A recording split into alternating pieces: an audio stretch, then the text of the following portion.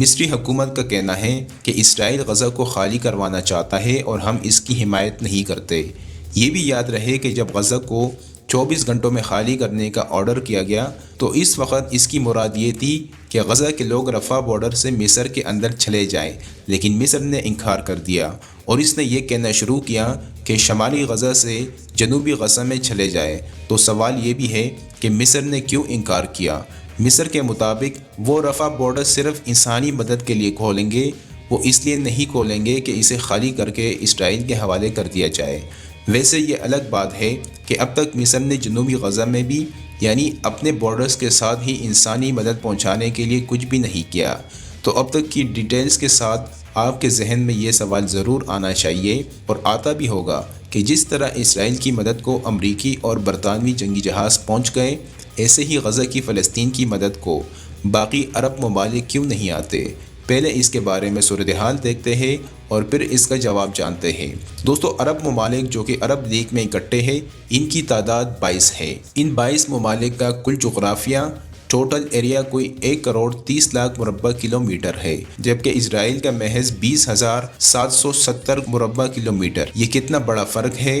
اسے یوں سمجھیں کہ عرب لیگ کے ممالک کا 1% بھی 100 میں سے ایک حصہ بھی نکالا جائے تو وہ بھی اسرائیل سے کئی گنا بڑا ہوگا۔ اسرائیل عرب لیگ کے ٹوٹل جغرافیے کا 0.15% بنتا ہے۔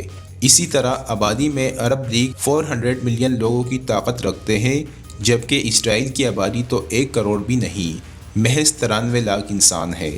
پھر عرب ممالک تو غزہ کی زبان بھی سمجھتے ہیں، ان کے پاس پیسہ بھی ہے اور تیل کی طاقت بھی، لیکن یہ پھر اتنے بے بس کیوں ہے؟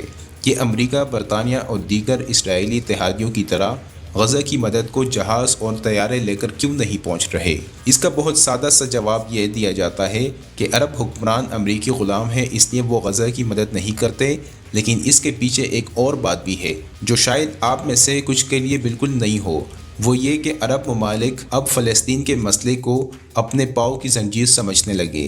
وہ عرب حکومتوں کی دلچسپی فلسطین میں ختم ہو چکی ہے، تو عربوں نے اسرائیل اور فلسطین کے مسئلے کا جو حل اب تک سمجھا ہے وہ یہ ہے کہ فلسطین اور اسرائیل 2 ریاستیں وجود میں آ جائیں اور ایک دوسرے کو تسلیم کر لے۔ لیکن حماس اس فارمولے کو نہیں مانتی، وہ سارے اسرائیل کو ختم کرنے کا نعرہ لگاتی ہے۔